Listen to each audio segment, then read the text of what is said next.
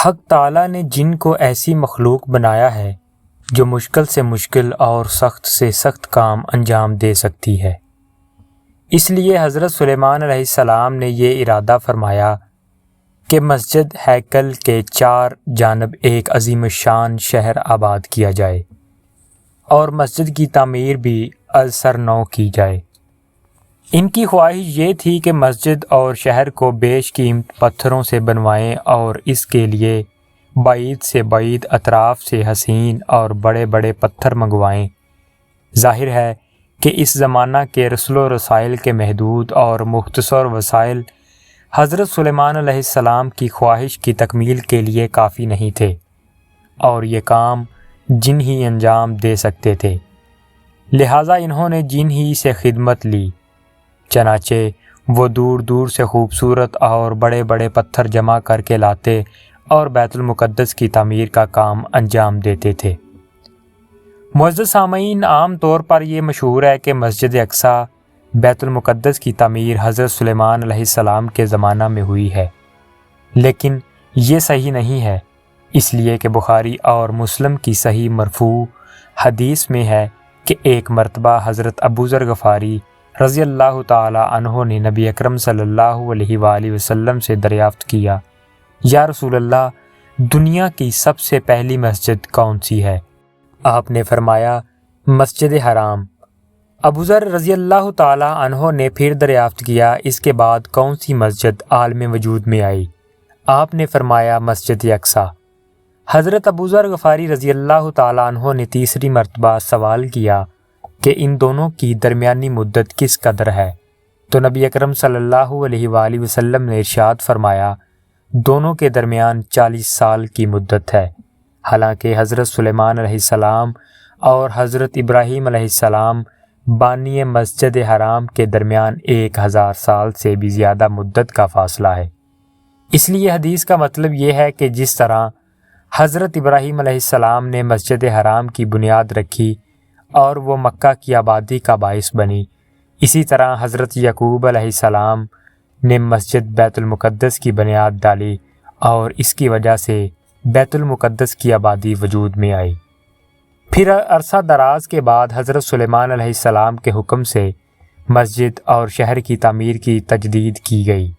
اور جنوں کی تسخیر کی وجہ سے بے نظیر اور شاندار تعمیر عالم وجود میں آئی، جو آج تک لوگوں کے لیے باعث حیرت ہے کہ ایسے دیو پیکر پتھر کہاں سے لائے گئے، کس طرح لائے گئے، اور جرثقیل کے وہ کون سے آلات تھے جن کے ذریعہ ان کو ایسی بلندیوں پر پہنچا کر باہم اتصال پیدا کیا گیا۔ قوم جن نے حضرت سلیمان علیہ السلام کے لیے بیت المقدس کے علاوہ اور بھی تعمیرات کیں اور بعض ایسی چیزیں بنائیں جو اس زمانہ کے لحاظ سے عجیب و غریب سمجھی جاتی تھیں۔ چنانچہ قرآن عزیز میں ہے،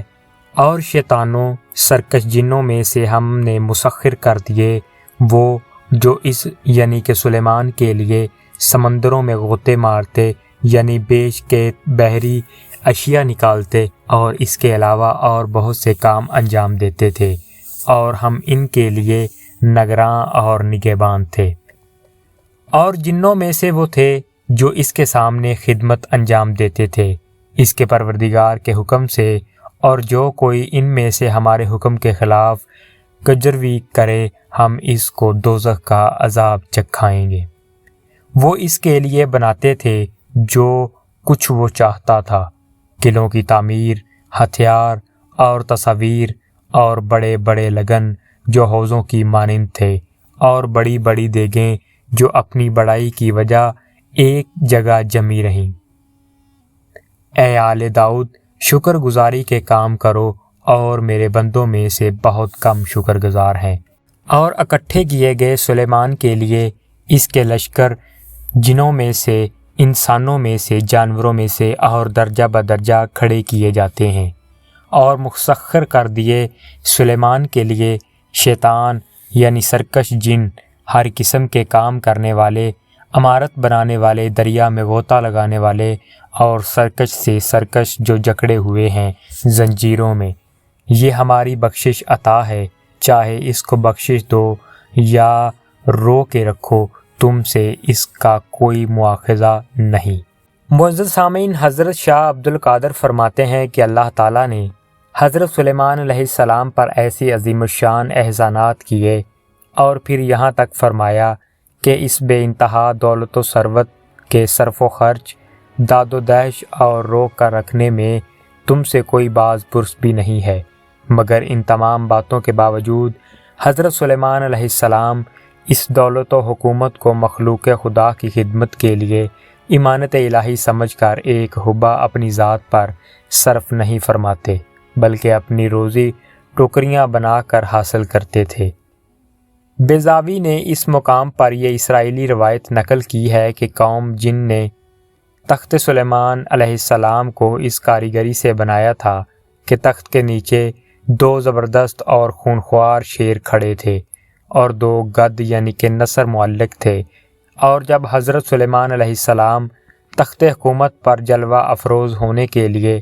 تخت کے قریب تشریف لے جاتے تو دونوں شیر اپنے بازو پھیلا کر بیٹھ جاتے اور تخت نیچا ہو جاتا، اور وہ بیٹھ جاتے تو شیر پھر کھڑے ہو جاتے اور فوراً ہیبت ناک گد اپنے پروں کو پھیلا کر سر مبارک پر سایہ فگن ہو جاتے تھے۔ اسی طرح انہوں نے پتھر سے بڑی اور بھاری دیگیں بنائی تھی جو چولہوں پر قائم تھی اور اپنی ضخامت کی وجہ سے حرکت میں نہیں آتی تھی، اور بڑے بڑے حوض پتھر تراش کر بنائے تھے، اور شہر بیت المقدس اور ہیکل یعنی کہ مسجد اقصی اور ان سب اشیاء کی تعمیر اور کاریگری میں صرف 7 سال لگے تھے۔ تورات کے متعدد جگہ ان تعمیری خدمات کا تفصیل کے ساتھ ذکر ہے، اور یہی باعث ہے جس سے سلیمان بادشاہ نے لوگوں کی بےگار لی کہ خداوند کا گھر، مسجد اور شہر یروشلم اور قصر سلیمان اور یروشلم کی شہر پناہ اور شہر اور جازر بھی بنائے۔ سلیمان نے جازر اور بیت حوران اسفل کو پھر تعمیر کیا، اور بالات اور دشت تدمر کو مملکت کے درمیان اور خزانے کے سارے شہر جو سلیمان کے تھے اور اس کی گاڑی کے شہر اور اس کی صدارتوں کے شہر بنائے، اور جو کچھ سلیمان کی تمنا تھی سو یروشلم میں اور لبنان میں اور اپنی مملکت کی ساری زمین میں بنائے۔ اسی طرح تورات میں پتھر کے عظیم الشان حوض، بڑی اور بھاری دیگیں اور تصویروں اور ان کے بنانے کے لیے بیش قیمت پتھروں کے متعلق طویل فہرست دی گئی ہے۔